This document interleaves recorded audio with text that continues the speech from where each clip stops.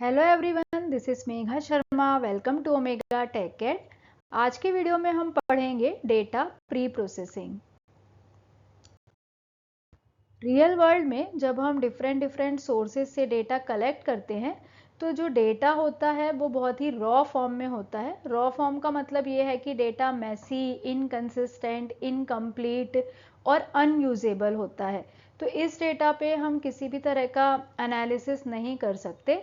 तो सबसे पहले हमें डेटा को यूजेबल फॉर्म में कन्वर्ट करना होता है। तो जब हम रॉ डेटा को यूजेबल फॉर्मेट में कन्वर्ट करते हैं तो इसी प्रोसेस को हम डेटा प्री प्रोसेसिंग बोलते हैं। Data preprocessing can be defined as a process of converting raw data into a format that is understandable and usable for further analysis. It is an important step in the data preparation stage. It ensures that the outcome of the analysis is accurate, complete and consistent. तो अगर हमारे पास data है और वो data usable form में नहीं है तो हम उस पर किसी भी तरह का एनालिसिस नहीं कर सकते। इसीलिए डेटा प्रिपरेशन स्टेज में ये सबसे इम्पॉर्टेंट स्टेप होता है, क्योंकि हमें डेटा को सबसे पहले एनालिसिस के लिए प्रिपेयर करना होता है। तो डेटा प्री प्रोसेसिंग स्टेप ये इंश्योर करता है कि हम जो एनालिसिस करेंगे उसका outcome accurate, complete and consistent होगा। Data pre-processing refers to the cleaning, transforming and integrating of data to make it ready for analysis. तो डेटा प्री प्रोसेसिंग में कई सारी एक्टिविटीज़ इन्वॉल्व होती है, जैसे कि data cleaning, data transformation, data को हम इंटीग्रेट करते हैं। तो ये सारी एक्टिविटीज़ को जब हम कंबाइन करते हैं तब इसको हम डेटा प्री प्रोसेसिंग बोलते हैं और इसके बाद हमारा जो डेटा है वो एनालिसिस के लिए रेडी हो जाता है। The goal of data processing is to improve the quality of the data and make it more suitable for the specific data mining task.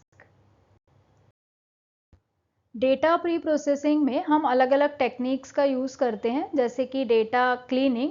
Data cleaning का मतलब होता है handling missing values, outliers and duplicates.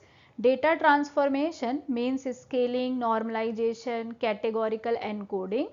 Data reduction or dimension reduction means selecting relevant features column data.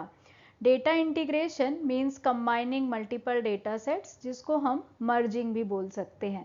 तो इस video में हम data cleaning के बारे में डिटेल में डिस्कस करेंगे और आने वाले वीडियोस में हम data integration, data transformation and data reduction के बारे में पढ़ेंगे। Data cleaning involves the systematic identification and correction of errors, inconsistencies and inaccuracies within a data set, encompassing tasks such as handling missing values, removing duplicates and addressing outliers. Data cleaning में हम errors, inconsistencies and inaccuracy को identify करते हैं। यहाँ पे हमारा main task missing values को handle करना, डुप्लीकेट्स को रिमूव करना और आउटलायर्स को एड्रेस करना है। डेटा क्लीनिंग बहुत ही इसेंशियल और इम्पॉर्टेंट स्टेप है, क्योंकि हमारे पास जो रॉ डेटा होता है वो जनरली नॉइजी होता है, इनकम्प्लीट होता है, मतलब उसमें बहुत सारी मिसिंग वैल्यूज़ होती हैं, इनकन्सिस्टेंट होता है, बहुत सारे डुप्लीकेट वैल्यूज़ होती हैं। तो अगर हम इस तरह के डेटा पे एनालिसिस करेंगे तो उसकी एक्यूरेसी और रिलायबिलिटी पे बहुत ही नेगेटिव इम्पैक्ट पड़ेगा। इसीलिए बिफोर एनालिसिस हमें डेटा क्लीन करना होता है और डेटा क्लीनिंग में हम 3 चीज़ों पे ध्यान देंगे। सबसे फर्स्ट है मिसिंग वैल्यूज़ को हैंडल करना, सेकेंड है डुप्लीकेट्स को रिमूव करना और थर्ड है आउटलायर्स को एड्रेस करना। Handling missing values. Missing values को हैंडल करने का सबसे बेसिक मेथड ये है कि जिस भी रोज़ एंड कॉलम्स में मिसिंग या फिर हम नल वैल्यूज़ भी बोल सकते हैं, जिस भी रोज़ एंड कॉलम्स में नल वैल्यूज़ हैं उनको हम डिलीट कर सकते हैं या फिर नल वैल्यू के प्लेस पे कोई और वैल्यू सब्सटीट्यूट कर सकते हैं। तो जब हम नल वैल्यूज़ के प्लेस पे कोई और वैल्यू सब्सटीट्यूट करते हैं तब हम मीन, मोड और रिग्रेशन टेक्निक्स का यूज़ करते हैं। तो कई सारे फंक्शंस होते हैं जिसकी हेल्प से हम नल वैल्यूज़ को डिटेक्ट कर सकते हैं, क्योंकि सबसे पहले हमें नल वैल्यूज़ को डिटेक्ट करना है। डिटेक्ट करने के बाद हम उसको रिमूव कर सकते हैं या फिर रिप्लेस कर सकते हैं। तो पाइथन में हमने प्रैक्टिकल नंबर 2 में देखा है कि किस तरीके से हम अलग अलग फंक्शंस का यूज़ करके मिसिंग वैल्यूज़ को हैंडल करते हैं। सबसे पहले is null function and not null function, ये दोनों फंक्शन की हेल्प से हम नल वैल्यूज़ को डिटेक्ट करते हैं। दोनों फंक्शन चेक करते हैं कि वैल्यू NaN है या नहीं। NaN means not a number. तो सबसे पहले हम डिटेक्ट करते हैं और डिटेक्ट करने के लिए ये दो फंक्शन हम यूज़ करेंगे। नेक्स्ट फंक्शन है ड्रॉप NA। इस फंक्शन की हेल्प से हम रो को डिलीट करते हैं, मतलब जहाँ पे भी नल वैल्यूज़ है, अगर हमें उस रो को डिलीट करना है तो हम इस फंक्शन का यूज़ करते हैं। उसके बाद है fill NA, replace and interpolate. इन तीनों फंक्शन का यूज़ करके हम नल वैल्यूज़ को फिल करते हैं। तो अगर हमें वैल्यूज़ को किसी और वैल्यू से रिप्लेस करना है तब हम इन फंक्शंस का यूज़ करते हैं। Interpolate function is basically use to fill NA values in the data frame, but it uses various interpolation technique to fill the missing values rather than hard coding the value. Next है outliers. Outliers are data points that are stand out from the rest. It can be either much higher or much lower than the other data points, and its presence can have a significant impact on the results of machine learning algorithms. Outliers data points होते हैं जो कि बाकी के data points से बहुत अलग होते हैं, मतलब कि बाकी के data points से ये या तो बहुत ज़्यादा होंगे या फिर बहुत कम होंगे। तो अगर हम इन आउटलायर्स को कंसीडर करते हैं तो इसका सिग्निफिकेंट इम्पैक्ट हमारे मशीन लर्निंग एल्गोरिदम्स पर पड़ता है।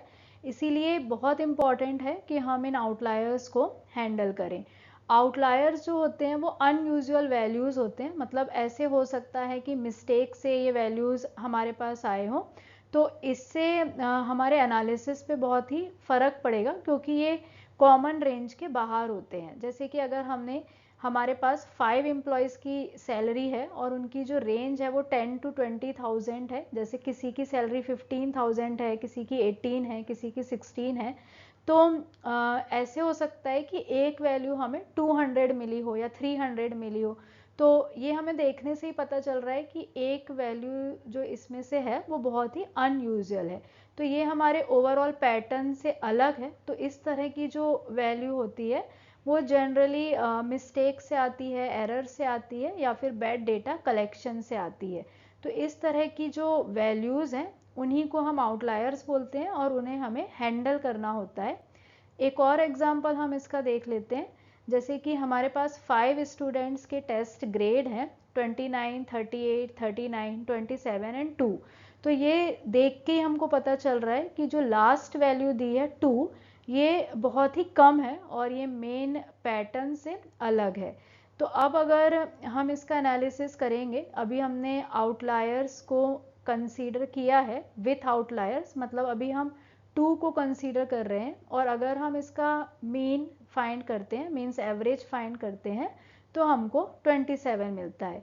और अगर हम आउटलायर्स हैंडल करते हैं और विदाउट आउटलायर्स इसका मीन कैलकुलेट करते हैं तो हमें इसका मीन 33.25 मिलता है।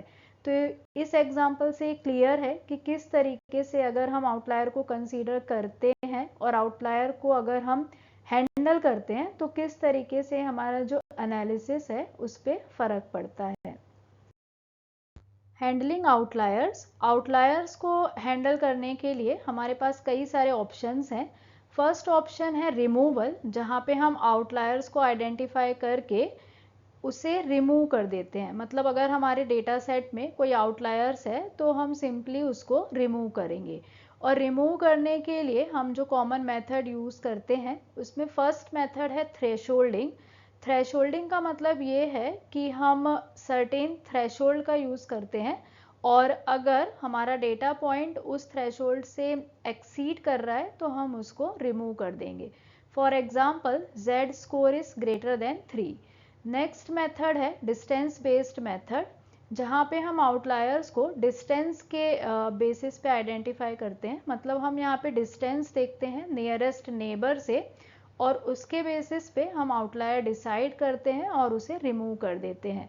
नेक्स्ट है क्लस्टरिंग। यहाँ पे हम क्लस्टर के बेसिस पे आउटलायर्स आइडेंटिफाई करते हैं। मतलब कि जो डेटा पॉइंट किसी भी क्लस्टर में बिलोंग नहीं कर रहा है या फिर बहुत ही स्मॉल क्लस्टर में बिलोंग कर रहा है उसे हम रिमूव कर देते हैं। नेक्स्ट मेथड है ट्रांसफॉर्मेशन। ट्रांसफॉर्मेशन में हम डेटा को ट्रांसफॉर्म कर देते हैं जिससे कि आउटलायर का इन्फ्लुएंस रिड्यूस हो जाता है। इसमें कॉमन मेथड है scaling, winsorisation and log transformation. Scaling के बारे में डिटेल में हम अपने आने वाले वीडियो में डिस्कस करेंगे। Winsorisation means replacing outlier values with the nearest non outlier values and log transformation में हम लॉगरिथमिक ट्रांसफॉर्मेशन अप्लाई करते हैं जिससे कि डेटा कंप्रेस हो जाता है और उसका जो इम्पैक्ट है एक्सट्रीम वैल्यूज पे वो रिड्यूस हो जाता है। नेक्स्ट मेथड है रोबस्ट एस्टिमेशन। रोबस्ट एस्टिमेशन में हम ऐसे एल्गोरिदम का यूज करते हैं जो कि आउटलायर्स पे लेस सेंसिटिव हैं। For example, robust statistics choose statistical methods less influenced by outliers like median, mode and interquartile range instead of mean and standard deviation. Second example है outlier insensitive clustering algorithms. Algorithms like dbScan are less susceptible to the presence of outliers than k-means clustering. मतलब यहाँ पे हम ऐसे algorithms और ऐसी technique का use करेंगे जो कि आउटलायर्स पे लेस सेंसिटिव है। जैसे कि हम मीडियन, मोड और इंटरक्वार्टाइल रेंज का यूज़ कर सकते हैं मीन और स्टैंडर्ड डेविएशन के प्लेस पे, और डीबी स्कैन का हम यूज़ कर सकते हैं के मीन्स क्लस्टरिंग के प्लेस पे। Next method is modelling outlier. This involves explicitly modeling the outliers as a separate group. This can be done by adding a separate feature, means create a new feature indicating whether a data point is an outlier or not, और या फिर हम mixture model use कर सकते हैं, train a model that assumes the data comes from a mixture of multiple distributions where one distribution represents the outliers. Next method है visualisation for outlier detection. Outliers को handle करने के लिए हम visualisation tools का यूज़ कर सकते हैं जैसे कि बॉक्स प्लॉट, विस्कर प्लॉट. इनका यूज़ करके हम आउटलायर्स को ईजिली विजुअलाइज कर सकते हैं, ईजिली डिटेक्ट कर सकते हैं. विजुअलाइजेशन के बारे में डिटेल में हम अपने आने वाले वीडियोज़ में डिस्कस करेंगे. नेक्स्ट है इम्प्यूट आउटलायर्स. आउटलायर्स को हैंडल करने के लिए एक मेथड ये भी है कि जो आउटलायर्स मिसिंग हैं या एरर वैल्यू की वजह से हैं उनको हम रिप्लेस कर सकते हैं. तो उसको हम किसी और वैल्यू से रिप्लेस कर सकते हैं और उसके लिए हम मीन, मीडियन, मोड मेथड्स का यूज़ करते हैं. डेटा क्लीनिंग में नेक्स्ट इम्पॉर्टेंट टास्क है डुप्लीकेट्स को हैंडल करना. जब हम लार्ज डेटा सेट पे काम करते हैं या फिर हमारे पास बहुत सारे डेटा सोर्सेस होते हैं तो समटाइम्स ऐसा होता है कि बहुत सारे वैल्यूज़ रिपीट होते हैं. तो जो रिपीटेड वैल्यूज़ होते हैं, जो रिडंडेंट वैल्यूज़ होते हैं, उन्हीं को हम डुप्लीकेट्स बोलते हैं. तो इन डुप्लीकेट्स को हैंडल करना बहुत इम्पॉर्टेंट है क्योंकि ये जो डुप्लीकेट वैल्यूज़ होती हैं ये हमारे डेटा में रिडंडेंसी को ऐड करती है जिससे कि हमारा कैलकुलेशन रॉन्ग हो सकता है. जैसे कि अगर हम डुप्लीकेट मोबाइल नंबर्स लेते हैं, डुप्लीकेट ईमेल आईडी लेते हैं तो वो एक तरह का स्पैम बन जाएगा. तो इसीलिए जो डुप्लीकेट वैल्यूज़ हैं, जो रिडंडेंट वैल्यूज़ हैं, उनको हैंडल करना ज़रूरी है. तो देख लेते हैं डुप्लीकेट्स को हम किस तरीके से हैंडल कर सकते हैं. Duplicates can be handled in a variety of ways. The simplest and most straightforward way to handle duplicate data is to delete it. This can reduce the noise and redundancy in our data as well as improve the efficiency and accuracy of our models. तो सबसे simple और straight forward तरीका यही है कि जो भी duplicate values है हम उसको डिलीट कर सकते हैं, जिससे कि जो रिडंडेंट डेटा है वो ऑटोमेटिक रिड्यूस हो जाएगा और हमारे मॉडल की एफिशिएंसी और एक्यूरेसी इम्प्रूव हो जाएगी। तो यहाँ पे हम देख लेते हैं कि किस फंक्शन किस मेथड का हम यूज़ कर सकते हैं। We can use the df.drop duplicate method in pandas to remove duplicate rows और कॉलम। तो इसका हम यूज़ कर सकते हैं, या फिर हम SQL में पढ़ चुके हैं डिस्टिंक्ट कीवर्ड इन सिलेक्ट स्टेटमेंट, ये हम यूज़ कर सकते हैं। तो इससे जो भी डुप्लीकेट वैल्यूज़ है वो रिमूव हो जाएंगी। Thank you so much for watching till here. अगर आपको वीडियो यूज़फुल और इन्फॉर्मेटिव लगी है तो प्लीज़ वीडियो को लाइक करें, फ्रेंड्स के साथ शेयर करें, और अगर आपने अब तक चैनल को सब्सक्राइब नहीं किया है तो चैनल को सब्सक्राइब करें और वीडियो की सबसे पहले नोटिफिकेशन के लिए बेल आइकन प्रेस करें।